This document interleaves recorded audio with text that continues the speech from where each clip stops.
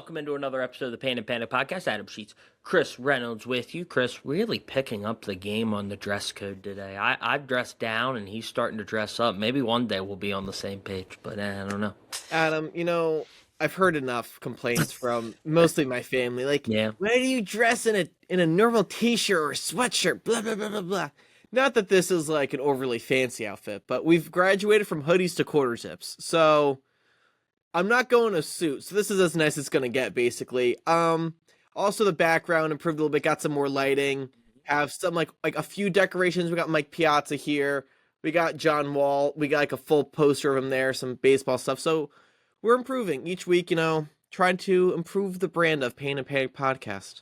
Yeah, you're going to get my window, and I'm dressing in a hoodie today because I came from basketball practice. So that's just how it's going to be. It's okay. All got right. the hair flipped up too, just, trying to get better. Fresh hairdo. I need a haircut. It's getting a little long. It's getting a little longest I've ever seen your hair. I know. It's been bad. Been busy. Busy guy. All right. But divisional round is here, Chris. And it's all about confidence. Who do you trust? Who don't you trust? Who are you confident in? Who aren't you confident in? And that's basically the question. Because, since Mahomes isn't here to say who's going to knock off the Chiefs, we got to think of stuff to talk about. So this is what we're doing. This is like, honestly, though, a year where I could genuinely see any one of these teams, besides maybe the Texans, but even then I could convince myself of anything, where I could see any team winning. Yeah. Hey, the guy you did a podcast with today, Joe Tuman, go check it out on Trust the Podcast. Apparently a great conversation about the All-Star game. Definitely go check it out. Haven't seen it yet because they recorded today, but I've heard good things. I've also heard if you want Bucks talk, there's a lot of Bucks talk in it. So that's just what I'm hearing. Just what I'm hearing through the grapevine. Well, did some NBA on there. We haven't talked a lot of NBA in this podcast, Adam, but go check out Trust the Podcast for my All-Star Game picks with Joe Tubin, who we've had on here many times. That's why we had to plug it. We owe a little bit. Had me on, but so those are basketball. But now for football, Adam, I have a question. Yeah. And you sent me, let's rank the teams that we have the most confidence in. Is this like confidence that they're going to win or confidence that they're going to not suck? Because they're a little different. A little bit of both. I don't need that they're going to win, but like a team you trust. You're like, I know what I'm getting. Like, I believe in that, and I can live with that. Like that, I'd be okay. Like if I was a fan of this team, I'd be like, I know walking in, I know what I'm getting, and I'm okay with that. That's what I want. Okay.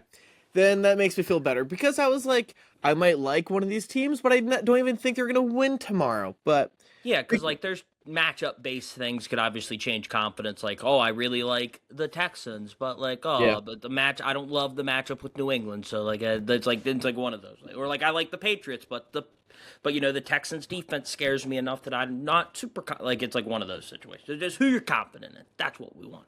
Okay. So we're gonna give it one team we're really the most confidence in, and one team that we have the least confidence in heading into this great weekend.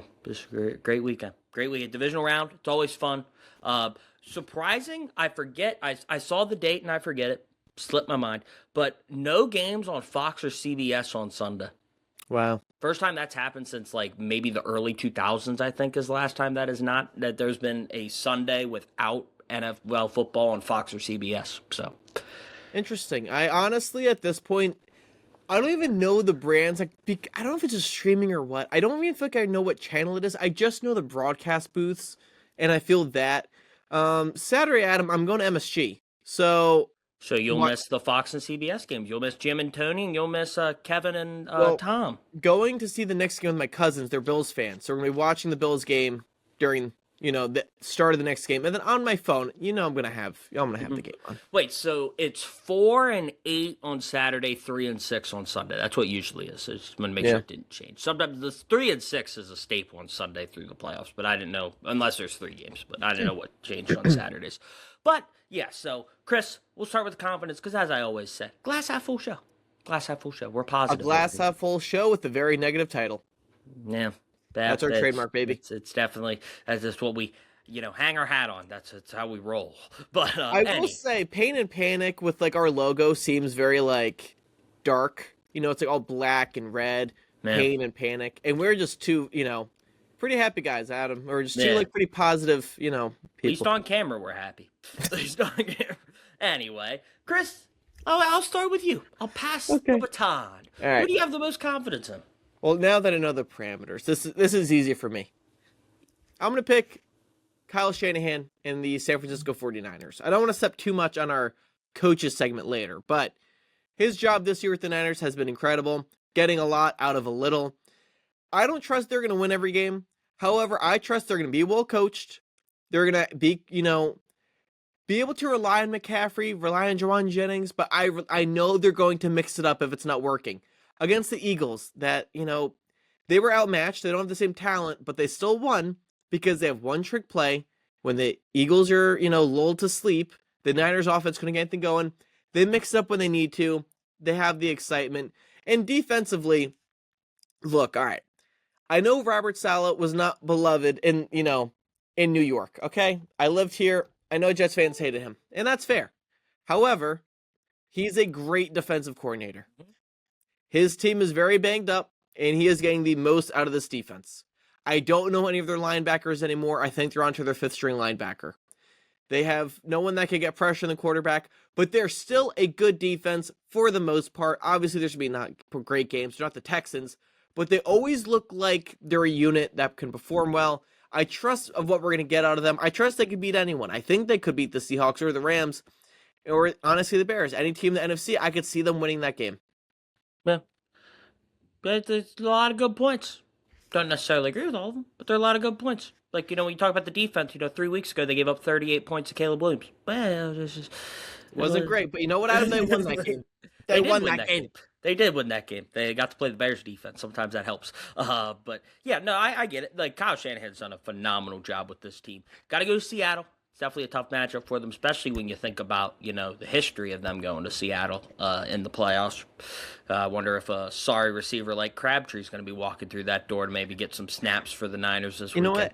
Everything is different about then till now, okay? Like, different coach, different quarterback, different team all around. There's none of that DNA still in the building, okay? It's a new era. We are getting close to where the Niners flame out. We got one more round. They usually get through this round. So the confidence this week is pretty good, but usually once they get through this round, it starts to get a little shaky in San Francisco, whether it be them having to come back from a big deficit to get to the Super Bowl or just losing in the NFC Championship game. So, I honestly, I really like this Niners team. I don't want to get carried away.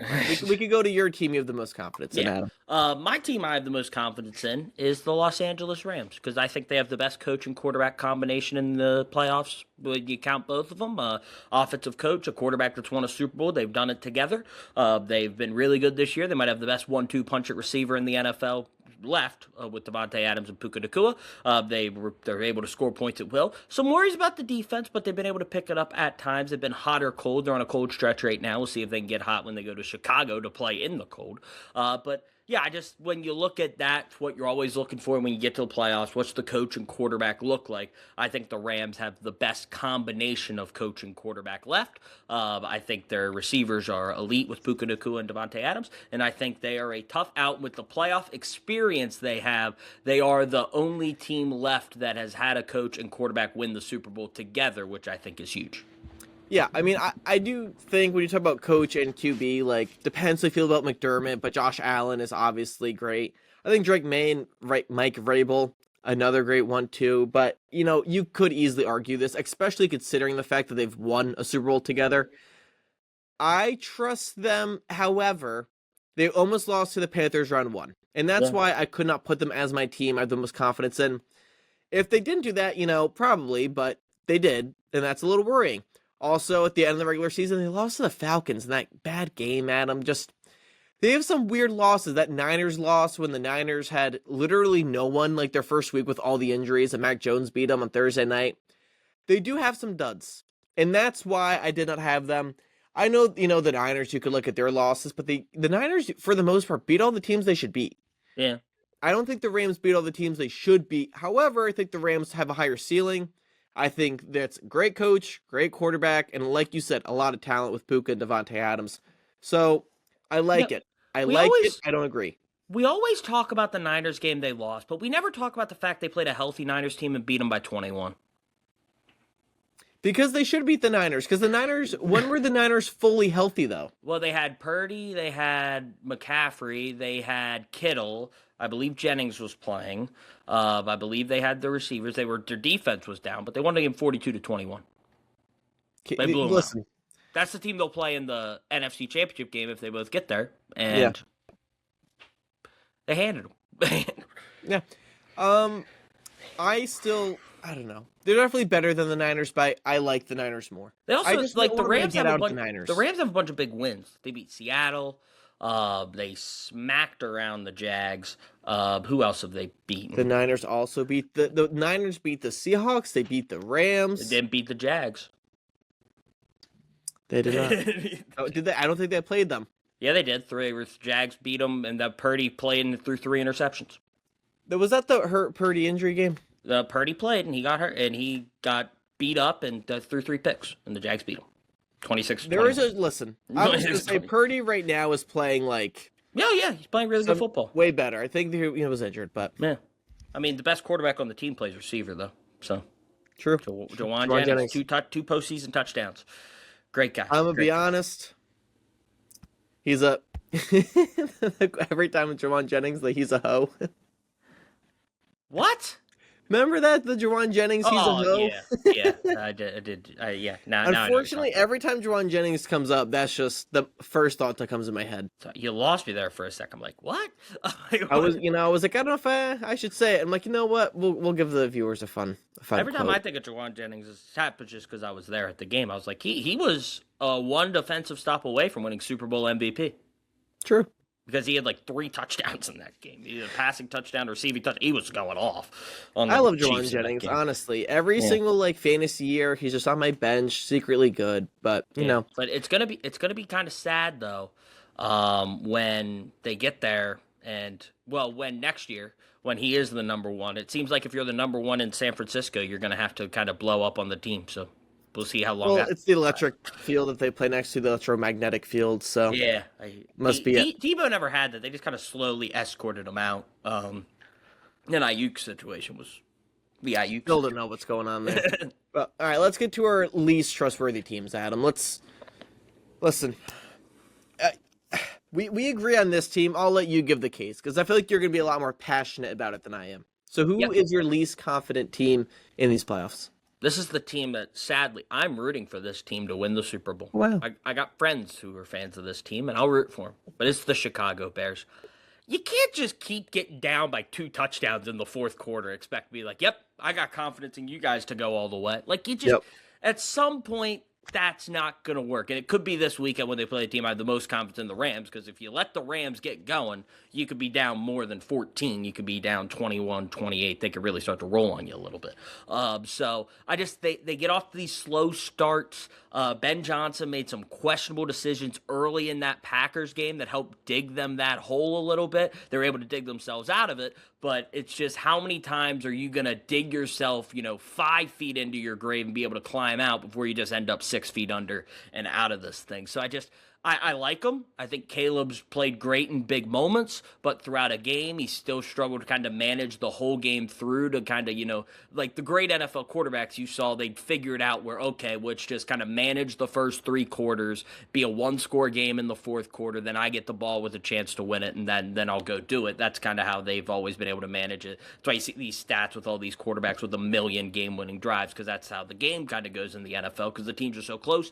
You can't just keep digging yourselves holes and then trying to storm your way back, especially a team that really likes to run the ball and like they play from behind so much that they have to sometimes abandon the run. So, and their defense has been really bagged up and really hurt them a lot this season as well. So just can't trust the Bears as much as I really would love to. Yeah, on this list, they have a rookie coach who I think, is a very creative offensive mind, but there's a lot of really good coaches in these playoffs who have more experience. And then, like you said, they're always trailing. And they're a team that actually could scheme up a good offensive running game, but they don't usually get the opportunity to. Mm-hmm. I actually think the Rams are the type of team that would blow a lead. Shout out the Eagles when they, blew that big lead to them. Yeah. And I think the Rams just have a knack for getting into these close games. They usually win them, but they usually get into these close games a lot, blow a lead, or have to come back. So yeah, but then they blow the lead in the playoffs. They usually end up hitting, a big guy down the field to set up the game-winning field goal. I know. Like we talked last week, the Tom Brady Bucks game. That's what I was thinking. They were up by a lot, and then guess what? Bucks came back. Yep. Bears have been the miracle bearers all year. However, I don't think they could do that against the Rams. So if they actually want a chance to win, they actually can't, go down by And 21-3 at halftime. now talking my way through it, I'm like, well, the Rams really don't run the ball extremely well, and their They don't. defense isn't very good. Maybe they are the team the Bears can come back on. Maybe they are. That's what I'm saying. Like the Rams aren't built to, hold the lead. Kyron Williams was fun like 2 years ago. Last year, a little bit of a dip, and this year he's kind of been an afterthought. Blake Corum, I think, is fine. I just don't think they use him They're that going much. to Big Ten country. Blake Corum ran all over Big Ten country during his days in Michigan. Maybe they'll just let him run, baby. Let him run. I think it's the Niners. Kyron Williams fumbled, and after that, they were like, "All right, no more running the ball ever again, no more." Yep, just trust Stafford and Devontae Adams and Puka Nacua and say, we'll win or lose playing with those guys, and it'll be okay. Usually you win. My team, though, I knew you had the Bears, so I was like, all right, I'm not going to pick the Bears, even though they would be my team. I'm going to say the Seahawks, and this isn't fair. We already did a Sam Darnold thing, but let me do it again. Sam Darnold, if he is playing like his normal self, is one of the best quarterbacks in the league, but there's always this fear that he's going to start seeing ghosts and play the worst quarterback of anyone in the playoffs. And until we see him dominate in a really important game, no one will ever have faith in him. If you ask everyone in Seattle, that is everyone's answer. It's not super creative as to how can the Seahawks win the Super Bowl. It is clearly, can Sam Darnold play great in a really important game? At this point, it's just simple. It's obvious. The only real important game that he's played well in is that Niners game, and it wasn't even like he played that great. Well, he did not play well in that game. They won 13-3. He just didn't make any mistakes. Yeah, that's what I mean. Like he didn't throw 4 picks, but the Rams game, he was good for a half, but he played bad in the first half. It's easier to play when you're trailing by a few touchdowns and you can just chuck it, And they got lucky that he threw a backwards pass on the 2-point conversion that was recovered in the end zone accidentally for a 2-point conversion. True, they literally would have lost the game if that game was officiated like, 99.9% of other games where they just call it dead, it's dead, no one even looks at it twice. And if Cardi just makes a field goal, the game's over. Yeah, because Stafford drove down the field and set up the game-winning field goal and they missed it. I think they're to be determined because we haven't seen it. Kind of like the Broncos. Maybe Broncos might have a little higher upside because of the coach having experience, and we'll see Bo Nix going into his second playoffs, maybe. But they're kind of like that, where it's like they're the 1 seed, they haven't played yet, so we didn't get maybe a wild card win. Like if they were the 2 seed and got to beat up, like if the Broncos were the 2 seed and got to beat up on the Chargers the way the Patriots did, maybe we have a different opinion on the Broncos, and they're like, oh, maybe we have more confidence, but they didn't play because they had the bye. Same with Seattle. It's like they didn't play, so it's like, oh, how are they going to do in these playoff games? Which it might have been better for them not to get the bye and play one of these games and maybe win. Like if they would have went to Carolina instead, like the Rams would have had the 1 seed and they would have got to play the Panthers, if they would have won that game convincingly, Sam Darnold would have played well, it would have been like, oh, we got confidence now that maybe he can play in a playoff game. But yeah, there's definitely concerns. Do want to acknowledge we did leave off a team, so I guess we have to mention them. It felt like the Texans were an easy answer for this, and we didn't say them. Well, here's the problem with the Texans. I think the unit I have the most confidence in is the Texans defense. And I just know the offense sucks. Yeah. So what do I have less confidence in? Like I have full confidence in the Texans defense, and I've already I'm fully confident that the Texans offense will suck. So to me, Darnold is a guy that I just don't know what I'm getting in the Seahawks compared to the Texans, where I'm like, I know exactly what I'm getting. Yeah. But you're right. Like DK Metcalf catches that ball and the Steelers are up 10-0. Aaron Rodgers might have been able to knee the ball out for the rest of the game and they might have won the game. True. I think I go to New England. It's not an easy matchup. It was hard to pick because I trust in terms of I know what I'm getting. I don't trust them in terms of actually being able to win a game because of their offensive issues. So plus, C.J. Stroud hasn't been past the divisional round. He always wins wild card round, 3-0 in the wild card round, but 0-2 in the divisional round. So probably gonna stay that way. But probably we could turn this into our segment of our big game, our big special little segment today, Adam. Coaches we trust the most this weekend. We actually should have done probably more games going into playoffs with more, but it's actually kind of nicer now. Only 8 to rank, kind of easy. I did the quarterback ranking on our social media stuff. Yes, you did. It was a great video. Thank you. I'm glad you agree. Hey, Um, I totally agree with the guy hey, that said Brock Purdy's better than Josh Allen. Completely yeah. agree with that guy. Listen, Uh, I appreciate someone commenting on the video. But when someone's like, "You don't know, bro, Brock Purdy's better than Josh Allen. He's been to a Super Bowl." I'm like, I get his point because he's trying to go off playoff success, but my pushback would be, well, if Purdy was in the AFC, does he ever get to that Super Bowl? No. well, I mean, No. honestly, the Niners were so good. Yeah, but I'm sorry, Josh Allen's doing it with Yeah. like, you know, no one. And Purdy that year, I think had the most loaded team I've seen of McCaffrey and Yeah. Debo and Ayuk and Kittle and Adam. You know what? I want to do our like at the end of the year, or maybe in the bye week, like reading mean tweets or something. Of just like reading these comments. We have like Like, 75 to catch up on from Eagles fans directed at trying to me, but hurt my mental health, yeah. dude. All right, Uh, Adam, you want to go 8-1 or 1-8? I don't care which one. I'd say let's go 1-8 because I think we both had the same 1-2 probably. So, Well, I also put mine into tiers because honestly, I really like a lot of these coaches. But yes, let's go through well, it. yeah, we're in the playoffs. Yeah, we're in the final 8. You know, all the 8 coaches are good. Like none of the coaches are bad coaches. Like Yeah, so. All right, so I'll start with my 1, and I've already alluded to this. I think it's Sean McVay. And I yeah, think it has to be Sean McVay for now. First of all, he's one of 2 coaches in this playoff field that has won a Super Bowl. That's huge. He's won it. He's the most recently that won a Super Bowl because the other one's Sean Payton, who won back in 2009 with a different team. So McVay, he's been great. He has a similar nucleus to what he has. He's built a phenomenal relationship with Matthew Stafford, and they've done really, really good together. So I think Sean McVay, plus talk about all these, like, when we talk about, like, Ben Johnson, it's like this great offensive mind. Shanahan, this great offensive mind. Well, McVay was, like, one of the, like, the first boy wonder that we yeah. had in the NFL that took a team to the Super Bowl in 2018, did it again and won it in 2021, and I think they're poised to potentially do that again. So I think McVay, probably with who I trust, Sean McVay would be my number 1. Yeah, I would say McVay also too has shown the ability to adjust. And Mm-hmm. we see a lot of these coaches over time just kind of get stuck in their ways. Like you could like argue Tomlin or Harbaugh or Pete Carroll. McVay came in and he's probably changed his team like 3 times of like the way he plays. It was a little bit more of an air raid type thing early on, and then he did more running, and now he's doing this whole like, what's it, the 12-man personnel or 13, 13. 13 Yeah, personnel one now. running back, Where 3 tight ends, yeah. yeah, like he just completely changed his whole offensive system, which was already great. Now he changed it, new mentality, and I think that he can adapt better than almost any of them. He's done a lot of podcasts and clips of stuff, and he was saying how like that was one thing he really wanted to get better at was the in-game adjustments. Well, he has, and I think he's probably the best overall like all-around coach. I am a little afraid that if they do end up winning the Super Bowl, he might retire. There was talks of that last time they won the That's Super Bowl. why I think he's going to. If he was going to do it last time, wait another 4 years, especially if Stafford wins it and Stafford's maybe like, I'm going to go out on top. I got 2 Super Bowls, maybe wins MVP and be like, that's the best end season a guy can have, so I'm done.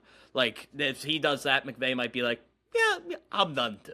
I'll just walk out. Honestly, though, like after they won the first one, it was weird. I'm like, you won one. Yeah, I think it's the Bill Cowher thing. Like, because, like, Bill Cowher won a Super Bowl with the Steelers, and then he stepped away, and everyone's like, oh, it's like the Tomlin thing. Like, oh, he's going to go away for a little bit, and then he's going to come back. The coach who was the top coach again. Then he's like, you know what? I kind of like this TV thing. I'm never going to get fired. I get paid a lot of money. I just talk about football in a set. I'm home pretty early. This is kind of fun. And now he's, loved it. So maybe that's what he's thinking. Like, I don't like the stress. I just want to go hang out with my family and be on TV. Sure, I do think though I would honestly rather be a coach than be on TV, just like every day in the grind, having like real, with it. I don't know, but I don't think you should retire. I think too, like there's a difference between a year off. I get that stuff, like when you're going at it like this long, you want to break, but he's so young, and if he wins 2 Super Bowls, he could like really get up there in the all-time greats. But yeah, Keep going, Sean. But we could go into number 2 because I think McVay was clearly one. mm-hmm. I'm going to go with guy number 2, who I've kind of been praising for like the last week with the Eagles win. Kyle Shanahan, the Niners. I already talked about at the top. He's done a lot with a little, a very injury-riddled team, and they were still fighting for the 1 seed in Week 18. They were able to upset the Eagles in Philadelphia. They got creative when they had to. I think he's really their offensive, guy. Yeah. Defensively, Robert Saleh is more their defense. But Kyle Shanahan, one of the best offenses. McCaffrey, I don't even think he's even a running back at this point. He's just kind of everything. more of a receiver, honestly, but what they can do to get creative, they use everyone. Kyle Juszczyk, their fullback, honestly, is involved in plays too. It just, I think the way he uses offense is the most creative and collaborative between all these players that everyone kind of steps up and kind of gets the most out of everyone. Yeah, I have him at 2 as well. Don't love it with the playoff stuff because he has had some playoff blunders. Yep. But I think with what he's been able to do this season, he knows his team, and he's been really good. Getting his team to at least the NFC Championship game. So you got to give him credit for that. Yeah. But yeah, he's been great. As you said, he's another one of these offensive guys. Obviously, his dad was a phenomenal head coach, Mike Shanahan. So he comes from that tree. McVay was in that tree as well. So like they have a lot in common with how they've been. They've been division rivals for a long time, so they know each other really well. And I think they've been the two, especially look at the offensive side of the ball, they've been the two best offensive coaches we've had in the NFL for a while. LaFleur was up there, kind of took a step back when Rodgers left, but still there near one of the top. But of course, his job security gets thrown around. Now, these two guys' job security has not been thrown around. Shanahan a little bit, because they're like, do they just blow it up at some point when they were kind of wondering about contracts, but yeah. I guess so, but I agree with you. I think he's a pretty clear number 2 here. So I'll then take us to number 3. I think we're going to have a pretty similar list, Chris. I do think we're going to have a pretty similar list. I have Sean Payton as my number 3. Okay. The reasoning for Sean Payton to be at 3 for me is he's won a Super Bowl. None of the other guys have outside of Sean McVay, so that's big. The playoff experience, and it's not one of those where like he has experience and like there's other guys with experience. Like he's one of the guys with extensive experience, and then there's no one else that's even coached in a Super Bowl. So outside of the 2 guys we have above him. So that's kind of a big deal. He was really, really good with Drew Brees for a long time. He's in year 3 in Denver. The first year with Russell Wilson did not work out, but ever since he's got Bo Nix, he's been really, really good. They continue to build that up. So I have a lot of faith in him and what they've been able to do. And I know he's the offensive guy, but he's always been smart to pair himself up with a great defensive coordinator, and they have that going for them as well. They have one of the better defenses in the NFL, and they're the ones who get to go through home, and Sean Payton has been great at Mile High Stadium. So I got Sean Payton at number 3. Honestly, I'm kind of surprised you put him there. I also have him at 3, but I assumed it was because I'm a Saints fan. So just like the years of trusting him. And when he was my coach, I always just felt like they were never going to be beat with their offense. Like I knew their offense was always going to be prepared, smarter than the other team's offense, or at the very least even. And I think that's what you get from him is a very creative offensive mind that has a system that usually works really well.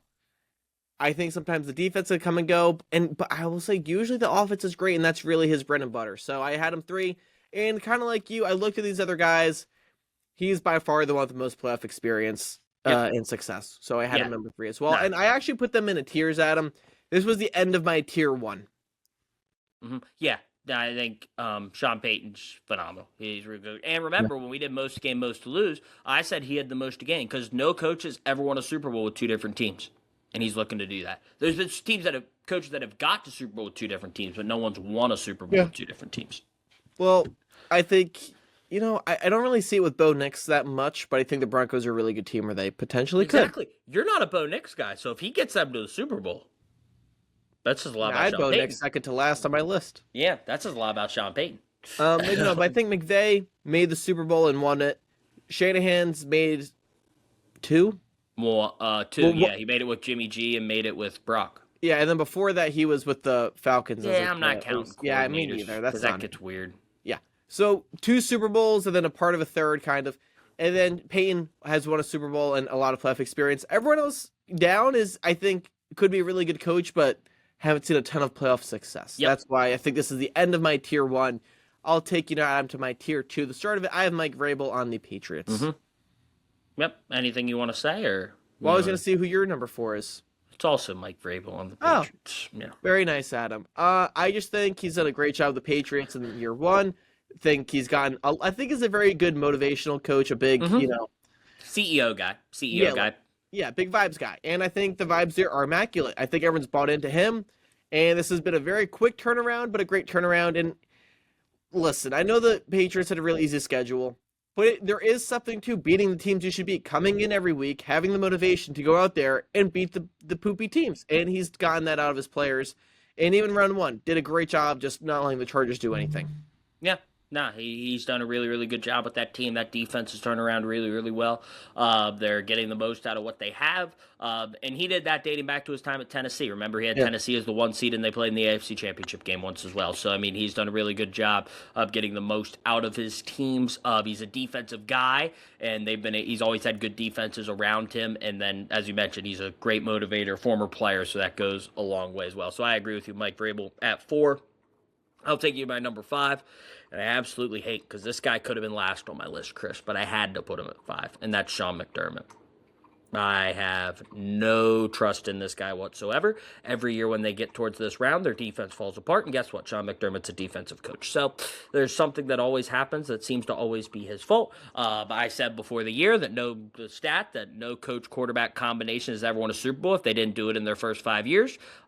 These guys, him and Josh Allen, have not done it in their first 5 years, and I'll be nice and I won't blame it on Josh Allen. So yeah, I don't love Sean. I don't love Sean McDermott, but the other 3 coaches don't have much playoff experience. So Sean McDermott goes in at 5. So when I looked at the other 3 coaches, I was like, yeah, they don't have a lot of playoff experience. But look at McDermott, the Bills have won a lot of playoff games. They usually only win 1 or 2 playoff games, never 3. But no, I had McDermott in the same spot. I had him in the same tier as Vrabel for me in tier 2. Then I cut it off at tier 2 because, like you said, below it's no playoff experience. McDermott's stuff, I do think he makes the right calls and big plays. And I love how much he trusts Josh Allen. 4th and goal, he's usually going for it if they're within the 5. And I respect that. And it usually works because when you have Josh Allen, give him the ball as much as you can. Trust that he will make a play because he usually does.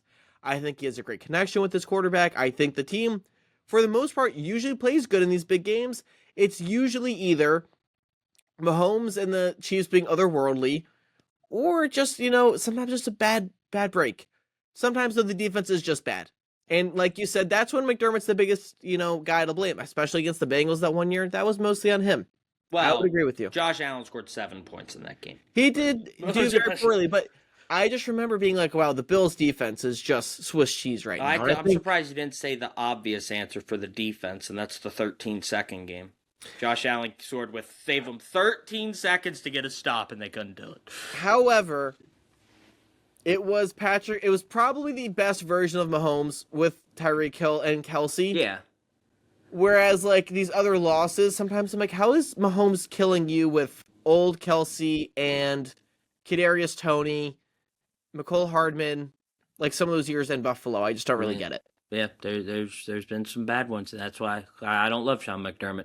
But you have to put him at 5 because I think if you put any of the guys below him above him, you're going off projection and not what they've done, and they haven't done it yet. So it's just you have to. I am somewhat projecting, but I also don't even think like there's that big of a gap between. Maybe a little bit of a gap, but we could get to it. So this was my final tier, Adam. I had at number 6. I had Mike Macdonald. Yep, I do too, because he's the guy I wanted to put above Sean McDermott. I love Mike Macdonald. I'm not defensive coaches are sometimes risky. Mike Macdonald's one of the good ones. Like he gets the best out of guys. He's young. He's energetic. What he's been able to do in Seattle has been really, really good. Because remember he took over for Pete Carroll, and they've been good since he got there. So yeah, I love Mike Macdonald. I think he's a really, really good coach. Comes from the Harbaugh coaching tree.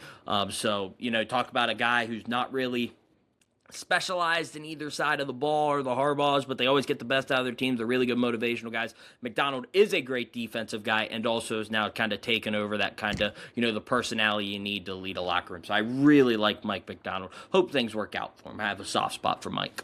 Yeah, I would say of all the guys on this list, he probably has the least name value. Like his star power as a coach is pretty low. And I think that kind of hurts him, but he is a very good coach. What we've seen from him in these 2 years has been very good, especially his second year, number 1 seed. That's why I put him at the top of this list. I was debating him or Ben Johnson here because I think Ben Johnson offensively is just a very fun quarterback, or a very fun offensive play caller. So I want to put Ben Johnson, but I just had to respect the fact that they were the 1 seed. So I have Mike Macdonald 6. At 7, I had Ben Johnson. Yeah? I mean, why? Why do you have Ben Johnson at 7? Like I said, I think he's probably one of the most creative offensive play callers who in year 2 has gotten a lot out of Caleb Williams, made that whole thing look a lot better. And they do, I know it's bad to lose a lot in the first half, but it does take a lot to come back in the second half. His guys always, I think, believe that they can do it, and I think he's done a good job. Yeah, I have D'Amico Ryans at 7. Oh, okay. So we went six top from 6. 6 we agreed with. Yes. Yeah. I have D'Amico Ryans at 7, and here's why. I had him and Ben Johnson in similar tiers. But D'Amico has 3 playoff wins, so I had to give him credit there. He's Wow. been doing it for a while. 3 years, 3 playoff appearances with C.J. Stroud at quarterback, and you're not high on C.J. Stroud, so that's pretty good. That's That pretty good. honestly surprising. I didn't realize they've won 3 playoff games. Started out 0-3, and and they made the playoffs, and they've won a playoff game this year. So credit to them. Plus, Chris, what unit are you most confident in going into this playoffs? Did you say earlier? The Houston Texans defense. And what side of the ball does D'Amico Ryan specialize in? The defensive side, Adam. Yeah, so I think, I think him and Ben Johnson specialize in a side of the ball, and D'Amico Ryans has been great at defense, and even when C.J. Stroud has struggled since that phenomenal rookie season he had, he's really struggled the last 2 years. I think he's done a really good job, so I don't want to blame him for the offense collapsing completely. Some of the trades they've made, I don't know how involved he is with the front office. Sometimes, you never know how involved coaches really are in the structure of the roster and things like that, but I like D'Amico Ryans. And Ben Johnson, I think Ben Johnson could fly up this list. I think he's got the tools to, but just right now, only the one playoff game. There were some things I didn't love. I thought LaFleur left him off the hook a little bit to get back in that game. But yes, I have D'Amico Ryans slightly above Ben Johnson. But I have them in similar categories, and I just said they both specialize in a side of the ball, and I think D'Amico's side of the ball has been better than Ben's side of the ball for their respective teams. I also, though, do think that with Caleb, who's a second-year guy, and the Bears just for so long have been bad, that, to me, offensively, the Bears have not had any good quarterbacks. That's known. Yeah. The fact that they finally got, a good quarterback who last year didn't even look good, but now they actually look like a good offense, meant a lot. Whereas I think the Houston Texans defense would be good with anyone, whereas I could easily see the Bears offense kind of flopping with a different coach that didn't match Caleb right. So I think Ben Johnson had really come in and changed a lot. D'Amico Ryan, I think, is a very good coach. I'm not big on defensive coaches like you kind of were talking about earlier, Adam. But, he does command probably the best defense in the NFL. Or at least the second best defense. Plus, like I said, when you talk about the 3 years, they made the playoffs 3 straight years. That is impressive. I honestly didn't realize they've won 3 games? Yes, they beat who all they beat. They won a playoff. They blew out the Joe Flacco Browns. Yep. They blew out the Chargers, and they've blown out the Steelers. So they don't just win their playoffs games. They blow teams out in the wild card round. And then their only losses are to the 1 seed Ravens 2 years ago, and to the 1 seed Chiefs. All right. And he actually has a decent playoff resume. Maybe make a right to go higher, but I do think we're having a lot of really good coaches in the NFL. I also think we also have a lot of terrible coaches, so it's a pretty fun combo. Oh, yeah. No, Going into the playoffs, before round 1, who would we have said is the worst? The worst coach in the playoffs? I would have said Nick Sirianni. I might have said Mike Tomlin. We're talking playoffs? Yeah. Mike Tomlin hasn't won a playoff game since the Obama administration. Might have had to say Mike Tomlin. That photo of Obama with the Steelers jersey told me. Yeah, you got me yelled at, by the way. Thank you very much. Because you said, was his firing justified? Everyone's like, he wasn't fired. Listen, I jumped on it quickly. And I also think it was a secretive firing. But no, it was misleading. My bad. I actually don't think it was a firing. I talked to someone about it. They said, why do you think he stepped down? I said, I think the front office went to him and said, we're blowing it up.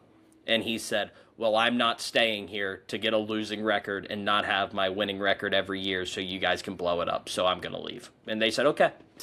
We said, we understand. We kind of agree with you. We kind of didn't want you to be the coach anyway, but glad to know you're on the same page as us. So thank you. I don't think they wanted him, honestly, for this. Well, I don't think they did either for the rebuild part of it, but I think they went to him and said, we're not getting a veteran quarterback. We're either going to play a rookie, Anthony Richardson, or Will Howard. We're going to go wild here. We're going to spend a lot less money on defense, Mike.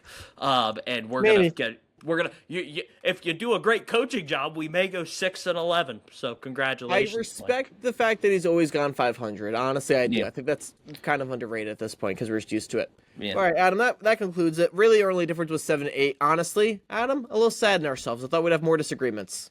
Yeah, but I think it's a pretty set list. I think there's definitely some movement that can make. If Sean Payton goes on a run here, he'd fly up probably to 1 potentially with 2 Super Bowls and two different teams and all that stuff.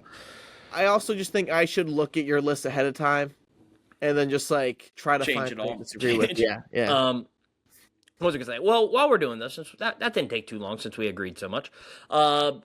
Earlier, I think Wednesday night going into Thursday, John Harbaugh was hired as the head coach of the New York Football Giants. So I guess we can talk about that. Yeah, let's get a short out of this, Adam. All right. I don't have many. You're the New York guy, so I'll defer to you. You're not a Giants guy, but you're from New York. So No, I do root for the Giants unless they're playing the Saints. All right. John Harbaugh to the Giants, I think, is a great move for a team that's had no stability and has had many losing seasons. However, I don't think it's going to change how things have gone in New York the last few years. The way they've been run with their GM, I don't think it's been great. I think that's led to a lot of their problems. I don't think it's really been a coaching issue. Dayball, I think, was a fine coach who didn't do a great job, but there were moments with him. But most of their issue was the fact that they tied all their money in Daniel Jones, and they had to pay the consequences. Now they had a rookie quarterback, didn't start the year, has a lot of issues with injuries. I think a lot of it won't change with John Harbaugh, but I think that it's fine to be happy if you're a Giants fan. Just don't expect to win a Super Bowl anytime soon.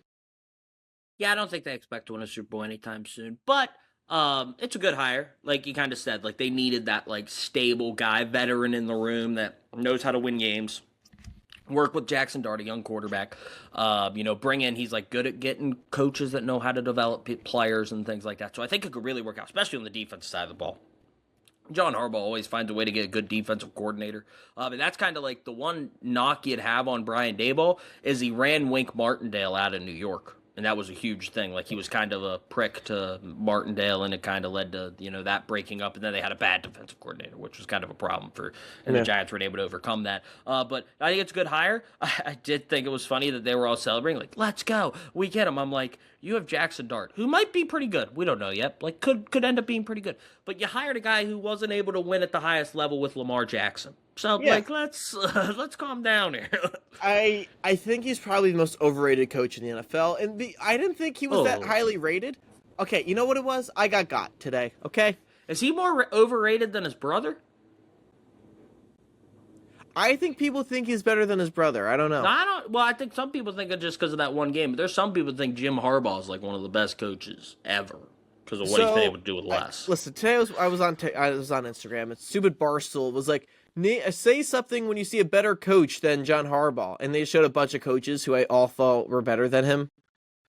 Well, like, it's weird because, like, are you going off, like, what you think? Because, like, there's guys who specialize at a side of the ball, but, like, John Harbaugh's won more games. Like, so it's okay, but, like, they showed Kevin O'Connell, and I was like, yep. And they were like, no. They showed Kyle Shanahan. They showed Kyle Shanahan, and they didn't say anything, saying Harbaugh's better. And I'm like, well, that's just ridiculous. Over their careers... Okay, yes. But you're saying right now, who do you want to be your coach? I'm taking Shanahan. Maybe they were going off careers. I don't think they're going off careers. That's not the game. By the way, you can't say Kevin O'Connell's a better coach than John Harbaugh right now. Why not? What? Kevin O'Connell hasn't won a playoff game in his life. I don't care. I love Kevin O'Connell. Okay? I'm not afraid to say it. Yet you pick against him every week. I do, because I hated Shane McCarthy. Yeah, and he actually played well at the end of the year. And you know what? Exactly. I lost a lot of those picks because of Kevin O'Connell. Yeah. But yeah, you can't, like, right now you can't. Eventually. But, like, right now you can't say he's better. Because John Harbaugh has done a lot in this league. I'm just saying right now, if you're going to pick a coach, I don't think Harbaugh's going to come in here and be like... what team you have. The savior. I don't think the Giants are going to be saved by Harbaugh. Well, no, but I don't think they would have been saved by Kevin O'Connell either. I feel better about it. I don't know. Well, they need stability, and Kevin O'Connell hasn't, been the most stable. He's had new quarterbacks all the time. Like, it's like there's a lot of moving parts with the Vikings, and yeah, I do think. Listen, you're going to be a poorly. Well, they've been poorly run. I think they might be better, and I hope Harbaugh's in charge of that. Like the Ringer Fantasy Show, one of the guys is a Giants fan, always mentions funny things like the Giants have 2 practice squad punt returners on the team.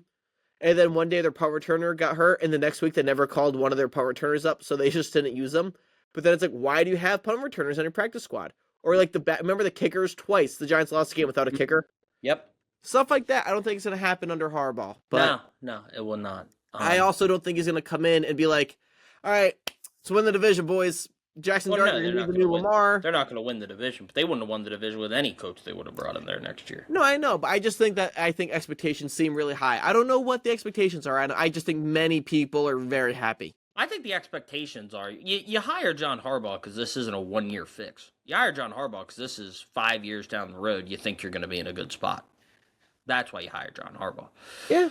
We'll see. I just think people seemed very happy right away. Well, I don't blame them. The Giants have been through a lot, dude. They've had a lot of turmoil. I'm just saying, if you're expecting immediate change and some winning out of the Giants, I would temper your expectations. Yeah, I think they'll win games. They go 7-10. I think that's possible. That's on the table.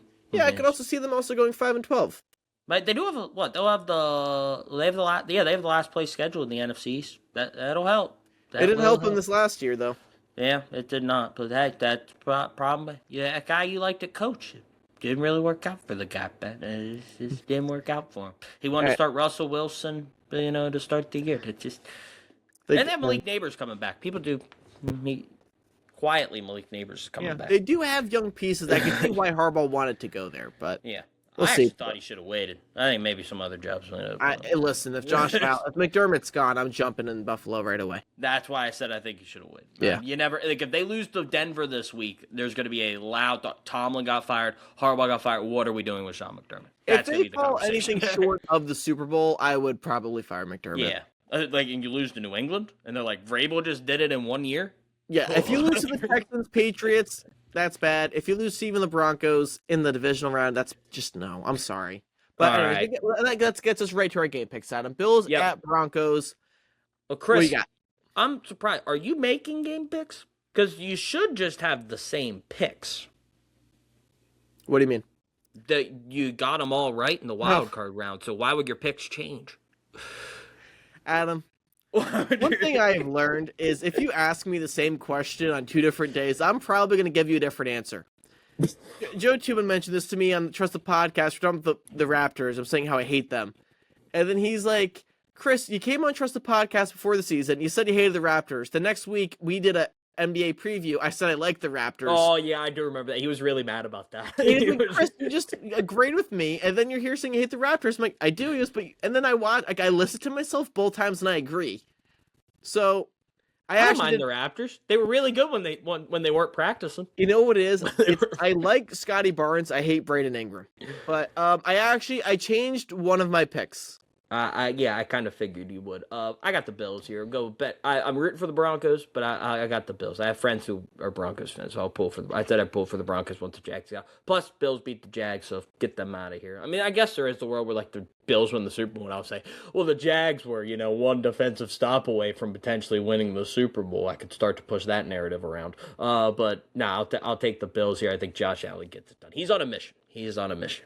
Yeah. I'm also picking the Bills. I could see them losing, but just once again, it's the best player in this game is going to be Josh Allen. This is the same matchup as last week. The Broncos are the better team, like I think the Jags were the better team, but Josh Allen's the best player on the field. So yeah. Honestly, the Broncos' biggest issue is running the ball, and they can't really do it well, and the Bills can't stop the run. Something's got to give. I know, but we're going to see. But I think the way to beat Buffalo is by running the ball on them and not giving Josh Allen the ball. I don't think the Broncos are going to be able to run all over the Bills. So I think this, for matchup-wise, is actually not that bad for the Bills. I'm going to go with Buffalo here. Josh Allen's best quarterback. Sometimes it's that simple with my picks. Very nice, very nice. All right, now we go to the other Saturday game. Rams make the trip to Chicago. Matthew Stafford back in NFC North weather, Christopher, as he travels to the Bears. Very differently, when Matthew Stafford played in the NFC North, his teams were never very good.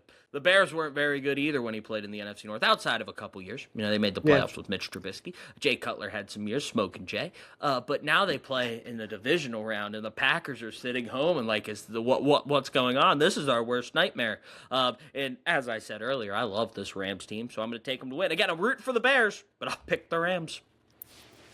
Adam. This Rams-Bears game is prime for an upset and prime for another Chicago comeback. We talked about it. The Rams cannot really run the ball, control the clock, and they don't have a great pass defense. What does that mean? The Rams are probably going to be up by 3 touchdowns at halftime. But then the second half, at home, with the energy, knowing they just did it the last week, Caleb Williams and the Bears are going to be able to chuck the ball all over that Rams defense. The Rams are going to have a random Kyron Williams fumble or something, and we're going to be in another one of these, heart attack games for the Bears. This time, I do think the Rams are better than the Packers. I think at the end of the game, the Rams can win. But I am predicting at least a 2-touchdown lead for the Rams. That at some point goes away. I honestly think this is a 50-50. We're not doing upset picks this week, but if I had to, I would pick the Bears. Very interesting, because I think since you're making a change on your picks, you're going to have an upset in one of the next two, but this would be your upset pick? Well, Adam, in the honor of full transparency, that's going to be a short, and it sounds really good if I say it was going to be an upset pick. Okay, there we go. There we go. Also, too, let me check the spread, because we'll get to the others games. I think a lot of these games will be pretty even spreads. Well, they usually are when you get to this round. I think Bears win 27-13. The Bears? No, the Rams win 27-13. I apologize. Rams win 27-13. I think close 27-13. Like 20-6, and maybe Bears score to make it a one-score game, and then Stafford goes down and ends it. But so of this week, I am picking. Well, okay, so Seattle's favored by 7. Denver's favored actually by 1.5, which is kind of surprising. That's the same as the Jag spread. So. You know what's kind of weird though? The Bills played the Broncos last year, and they blew them out. Very different teams. Were they very different teams? Well, yeah, because the Bills could play defense last season. They can't play defense this Was season. their defense? I don't know if their defense was that much better. And then Houston, New England, that's 3, and the Rams, Bears is Rams 3.5. Listen, I think maybe you're right in that we're all expecting the Bears to come back and they don't. I think they're going to because they're home, and the Rams are just not built to keep a lead like that. So but again, for the sake of the way upset picks usually work on this show, which we're not doing for the playoffs because that would just be, we'd probably end up taking the same team too many times. We'll go to the next game because I'm feeling where you're going with the nightcap on Sunday. So I'm assuming your upset pick comes in this one. Well, maybe, I don't know. Maybe I might have the time slipped. But Niners Seahawks in Seattle, Chris. You initially picked the Seahawks to win this game, and you're perfect in your picks from wild card projection, so I don't know why you'd change a pick, but are you changing your pick and taking the Niners, who you love? Here's why my pick is changing. I did not actually think the Niners would beat the Eagles. Okay? I thought that was a very low chance of happening, but you know what, Adam? They did. They actually won. So I was so surprised. I was like, oh my God, I actually have to take this team seriously. On top of that, yeah. No, I do like this Niners team a lot. I think the Seahawks are a way better team on paper with their health compared to the Niners. Yeah. However, they just played the Seahawks. And I believe that the Niners are going to come out better prepared than ever, and they're going to win. All right. I think Sam Darnold is going to see ghosts. I'm calling it. Yeah. Also, not helping, proving it's my point. The Niners played last week on Sunday. They look banged up. McCaffrey doesn't really look 100%. Purdy hasn't looked amazing. And now they only have 6 days rest instead of like the full week. Yeah, because they're a Saturday game. Yeah, so I did get them mixed up. Yeah, them and the Bills are the Saturday game. Yeah. Yeah. Well, the Bills are Saturday at 4:30. Niners are at 8. So, listen, this is all predicated on me saying there is a 50% chance Sam Darnold is terrible and the Niners easily win. The other 50% chance is that the Seahawks play their normal self and they're going to blow the Niners out. But I know what I'm getting with the Niners. Let me ride the Niners. They're, the underdog by 7 points. I know we're just picking straight up. Give me the Niners. But also, Adam, to be fair to myself, I did pick the Seahawks to beat the Niners last week. But at the very beginning of the season, the Niners were my pick to make the NFC Championship. I believe I had the Eagles beating them, though, right? Yeah, you had the Eagles-Bills Super Bowl, which you could have had again, but you decided not to go with it. Yeah. Worked out for you. This way, I'm really covering all my bases. So at one point, I could be like, oh, no, I did call that team. Man. Yeah. Okay. Yeah. Seahawks are better, I know. I'm just going to say I'm feeling the Niners vibe right now. Can we talk about what makes no sense? And I know it's because the networks have a lot of say in this, but Rams and Bears played on Saturday. They both played on Saturday last week. Yep. And they're playing on Sunday. But the Bills and Niners both played on Sunday, and now they have to play on Saturday against teams that have buys. I guess the buy is really important here, but It's very interesting how that schedule works. I know it's because NBC or like Fox and CBS picked their games. I don't know who got first picks. I don't know how that all works, but Fox got Saturday night. I don't know. I don't even know what's bigger, Niners Seahawks or Rams Bears. I would just assume Niners Seahawks has more like history between the teams, but like I don't know. I'm trying to think. Do Rams Bears have any big games in the '80s? I don't think like I just don't think any teams of their old games are going to carry a lot of weight now. You know? Nah, yeah, but like I was trying to think. I'm like, well, NBC of course gets a big game. NBC always gets a big pick. ESPN got the Patriots Texans game. That sounds about right. Joe Buck and Troy Aikman. Calling AFC football. Yeah. Chris, you know how mad I get about, the Fox getting AFC games sometimes, CBS getting NFC games, and how much it ruffles my feathers. Now, Joe Buck and Troy Aikman calling an AFC game. I know they're on Monday Night Football now, but just doesn't feel right. I agree. It does feel, if it is a daytime game hearing Joe Buck, I am uncomfortable. What do you mean? He used to always call daylight games. I know, but now, how many years has it been of him doing a night game? 2, 3? 2 or 3, yeah. He was on Monday Night. I'm used to it. Yeah, but he was on Fox for like 18 years. I know, but I'm used to it now. Same with Collinsworth at 6. If Collinsworth was doing one earlier in the day, I'd be like, huh, what? Yeah, when NBC gets an early game, that is weird. Now that's trippy. When you hear when I don't hear Carrie Underwood leading into a NBC game, I get upset. When she tells me I've been waiting all day for Sunday night, when I obviously have. Also, too, ESPN, fine, I will change it. When I see ESPN on during the day with football, it's weird. Yeah. That's what they've always got stuck with wild card round. And now they do it like the last game. It's weird. I agree with you on that one. I'm taking the Seahawks. I like Mike McDonald. I like Jackson Smith and Jigba. I like that defense. Yeah, Niners are probably banged the right up. pick. They're probably you could argue they're the best defense in the NFL. And when Darnold's playing good, and he can just get the ball to JSN, that's probably one of the best offenses. Yep. Now we'll finish up with the Texans and the Pats. Chris, who do you got? I love my Texans, and then I kind of disowned them because I just really hate watching C.J. Stroud. Give me New England. It is in New England, so I just think they're to come out prepared. Mike Vrabel, we're saying how great he is. Probably the coach with the, not the Super Bowl appearance, but one that we probably like the most. I think he's done a great job. I think they'll be prepared. I think their defense actually looked really good in New England last week. I hope that continues, especially you probably will against CJ Stroud. I have some fear for the Patriots because they cannot block, Adam. Ooh. The Texans have a great defensive line. Yep. That's a bad formula. I think it's going to be an ugly game. However, I think if it's an ugly game, New England can just get lucky a few times and score a few touchdowns. I don't think the Texans can. I saw a crazy stat where Danielle Hunter has the same amount of sacks as J.J. Watt. Danielle Hunter. Spell Danielle. I'll call him Danielle. Dude's a freaking stud either way. And like I said, I think there was a stat that said he has the same amount of sacks as J.J. Watt, or more sacks than J.J. Watt did through their first so many games. And I'm like, holy smokes. Unrelated, but do you know it's like in the movie Dodgeball when it's like Michelle? Michelle, yeah. It's Danielle Hunter, not Danielle instead of Danielle. Danielle Hunter. Dude gets sacks. Him and Will Anderson coming off that edge. Scary. There goes that man. Yeah. All right, yeah. Also, who was your pick? I'm sorry, I was too busy thinking about Michelle. I'm gonna take the Texans, and here's wow. Yes, I'm gonna take the Texans. First off, I hate the Texans. I like C.J. Stroud. I actually do. I liked him out of college. I liked him at Ohio State. But I hate the Texans because I'm a Jags fan. It's a division rivalry, so I don't like the Texans.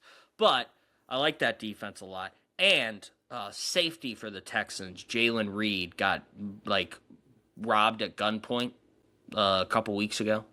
So prayers to Jalen Reed. He's okay. He also then got hurt in Monday Night Football, completely unrelated. So I felt bad for him there. I'll root for Jalen Reed. Got good memories with Jalen Reed. I went out to Wisconsin, and he got a pick 6 for him to get the boys going out there in Madison.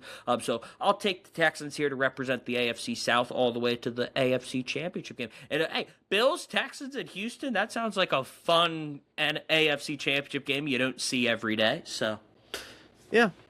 I think any of these matchups, if we're trying to predict, the most fun, I just think New England, Buffalo would be very kind of I'll tell you, your least fun. your nightmare fuel is Texans Broncos. Talk about defense. Yeah. Oh boy. Yeah. Well, actually, I think it's different because those actually have two of the more fun defenses to watch. Yeah. The problem is their offense is bad. So it really is just like compounded of like how similar those teams are. Can we think about that? Really, really good defenses. Young quarterbacks that have been up and down. Sometimes they're good, sometimes they really struggle. A receiving core that has one guy you think's really good, Cortland Sutton, Nico Collins. Then they got some other guys that flash a little bit. The Texans just got Christian Kirk, going. Troy Franklin was going a lot for the Broncos at times this year. And then you look at their defenses. They're really, really good. They have a great corner, Patrick Surtain II, Derek Stingley. Great pass rushers. Yeah. The special teams are good. They both have rookie running backs that kind of shine. They're like the same team. there's one big difference, Adam. Well, yes, there's a big difference, but No, I'm saying there's one gigantic gaping problem. What? The offensive lines. Well, yes, that is the big difference. But hey, on paper, there we go, Well, baby. very similarly, if you took some out of the Broncos defense and gave it to their offense, they would be the Texans. Or if you gave the Texans slightly less defense but a little bit more offense, that would be that. Yeah. I do think it's a little rude to Nico Collins comparing him to Cortland Sutton, though. I was just saying, like, a top guy. I know what that, you like, mean. can I know what you flash, mean. Like, because Yeah. everyone always says, like, if you have Cortland Sutton, like, an elite quarterback, like, what he'd be able to do. Like, Nico Collins kind of the same way. But Nico's been a little banged up recently. But, like, they're so similar. It's Well, yeah, just Nico's weird. not playing this week. He was carted off last week, so. Yeah, and they also, my goodness, the game they played this year was a really, really good game. One of those Bo Nix Houdini tricks. They're kind of like the Bears, too. A little bit. Yeah. Yeah, right, so well, that's all of our games, Adam. The last one was Rams at Bears, which we already talked about, but that's the Sunday night game. Yeah, I mixed up the times because I had the games in different orders. But yeah, Redo the pod. Yeah, we'll restart, just re-record everything, Chris. That was fun. I think it's gonna be interesting to see these playoffs out because, like I said, without Mahomes, there's so much unpredictability. It's like this has to be Josh's time, right? But like if he loses, I'm not gonna say I'm floored. How did Josh Allen just lose? Like it's not like that. Like if Kansas City would have lost to like Houston last year, I would have been like, whoa. Yeah. I don't feel that with they any almost of the teams did, honestly. I feel like the Chiefs every year along their path, they've had some really close games. Remember the Jags that one year? The Jags actually almost beat them. Yeah, they fumbled. Yeah. Literally, Fairbairn had some field goal problems. Yeah. In the game against them last year. The Chiefs always had close calls in the divisional round. They had the 13-second game, of course. They were down 24-0 to the Texans, and came back with Deshaun Watson and them. Yeah. Yeah. I can't remember what they did Mahomes' first year, the year they lost to the Patriots. I can't remember that divisional round game. Me neither. That's the only one I forget. But like they've always been shaky at times in the divisional round, but they've always found a way to break out. I mean, even the COVID year when they had the bye, they had the Baker game where they had Jarvis Landry's fumble going into the end zone. That was a close game. Chad Henne came in, the Henne thing is possible play. So they always had close calls. Browns with Baker? Yeah, and like Jarvis Landry fumbled going into the end zone. I think it was. Oh, they played the Colts that year, Adam. The Chiefs. Yeah. Now it's coming back to me. That was that Rivers. I think that was Rivers. Rivers. No, that might have been Luck. 2018. Yeah, that was probably Andrew Luck still. Rivers, I think, was 2019. Andrew Luck, yeah. Yeah. So back when Andrew, I miss Andrew Luck. Yeah. Talk about a quarterback. What could have been? I know we need more good quarterbacks. We're in a weird spell right now where with Lamar and Mahomes and Burrow kind of fading out, just this bad season. May's been a great replacement at the top, and Stafford kind of has been. Stafford's always kind of at the top, and then we forget about him, and then he plays well, then he's back up again. This is kind of weird. Yeah, Stafford gets hot and cold. Drake May scares me with Andrew Luck a little bit. Nothing with Drake May. It's taking just a ton the of hits. lack of offensive line and taking a bunch of hits. Yeah, That's what they say about Burrows. He's taking as many hits as Luck the same amount of time. Imagine if Joe Burrow retired tomorrow. That'd be like Andrew Luck. Yeah, he might. How much he's mad at Cincinnati. Yeah. I texted you this when Mike Tomlin stepped down. How about the only head coach in the AFC North is Zach Taylor? Just how we all predicted it to go. Zach Taylor, we always said, was the best coach in that division. He always did the most. You know how hard it is to drag Joe Burrow, Jamar Chase, and T. Higgins to 2 playoff appearances? Yeah. Best coach in the AFC North by far. He has won a playoff game more recently than Mike Tomlin, though. So I guess I got to give him that. A lot of this is just after a while in the same place. It's just sometimes it's about mixing it up rather than if you're not a good coach. Yeah. Like Sean Payton at the end of the Saints, he was like, "Hey, this is kind of like boring. Like, I'm done. I'm kind of bored here. I need a change." Mm-hmm. I think Kevin Stefanski would have resigned if he didn't get fired too. Maybe, probably. Well, I think he would have resigned because I think the Shadur stuff had to have been weighing on him. As much as I joke about it, like that had to have been weighing on him. Everyone forgets. Like I saw someone post this and I just laughed. They said that every coach that passed on Shadur Sanders has been fired because they said like Dayball chose Jackson Dart, he got fired. They had Mike Tomlin, the Steelers passed on him. Harbaugh passed on him, and all this stuff. And someone went, the only coach that drafted Shadur Sanders got fired. I said, that's a good point. That's another good point there. Yeah. So, the NFL, it stands for not for long for a reason, and the long tenured coaches are now gone. Outside of Andy Reid, still slinging it there, old Big Red. Anything you want to say before we get out of here, Christopher? No. Man, you're tired. We were recording early today. People don't know. I think what happens at the end of these podcasts, I'm just used to like going to sleep. Yeah, it's 9:42 for us now. It's usually like 12:45 by now in the morning. So, yeah, I mean, we were flying through this episode though. We were at like 15 minutes, and we already finished our segment 1, and I was like, "Oh, there's no way." I thought about cutting it off, like and going like segment 1, segment 2, if you wanted to, like we've been, but now taking behind. I honestly think our game picks, honestly, were riveting. We probably had 2 shorts out of there. Yeah, we had long talks for picks we made last week. I know. Who would have thought? Yeah. I predicted first round exactly right, and then round 2, which I predicted last week, had to change. But yeah, so it's been a lot of fun. Hopefully, we had a great wild card round. Hopefully, it keeps it going for the divisional round. We'll be back with you to recap the divisional round. Another early recording for us, Chris, because with the game being at 6:30-ish, we'll be able to record by 10. So that is yay! Nice. Unless Chicago and the Rams decide to play a double overtime game like they Peyton probably and the will. Ravens did. Yeah, that always happens. We've talked about this. Another tangent. We were talking about the 13-second game. You know what game never gets talked about enough is that double overtime Ravens Broncos game with Jacoby Jones having the touchdown catch, like getting behind the defense and that. No one talks about that game enough. That game was insane. Yeah. So. Also, we were talking about the Broncos. Neither of us picked them to win. I had a trivia question for you. So, Bo Nix is looking to become only the second quarterback drafted by the Broncos to win a playoff game. Do you know the first one? Tim Tebow. It is Tim Tebow, yep. I was going to say, I feel like the biggest Broncos playoff game I remember is that Tim Tebow game with the pass to Demaryius Thomas to win in overtime. Well, I mean, the Rob Gronkowski game's a big one. The one where Gronk didn't get the 2-point conversion and they beat the Patriots to go to the Super Bowl. That was a big one. I'm sure if you're a Broncos fan, yes. As a child, a core memory of mine is the Tim Tebow mania that was going on. I do think they like to. If we're actually talking about the biggest playoff ones, I think the Broncos would celebrate that Super Bowl championship in Super Bowl 50 a little obviously, bit. that's a bigger win for the Broncos fan base. But if you're gonna ask me, my Broncos memories. Oddly enough, it goes kind of to Tim Tebow. Well, yeah, that was a crazy game. I do remember that. But it was Tebow. It was like a moment we were all experiencing. It was like insanity, but like football and like a little bit better. Do you remember what they did the next week? They got destroyed, right? Yeah, 45-7 to the Patriots. Yeah. Bill and Tom did not hold it, and then they actually signed him to play tight end. They did. And then the Mets signed him to their baseball team. Talk about an insult.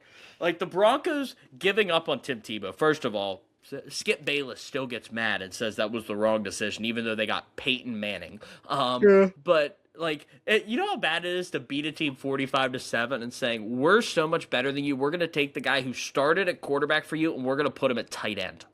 That's what we're. To be fair, he went to the Jets after and never played. He did. Yes, he went to the Jets and never played, and then went to New England because I Belichick honestly thought was it'd be surprised he didn't play much on the Jets. I thought he should have gone somewhere. I thought he could have actually played somewhere, but I was also That was really when young. Sanchez wasn't horrible either, because Sanchez was just off back-to-back AFC Championship appearances before Yeah, it just created a lot of noise for the Jets. It was bad, but I was That's little.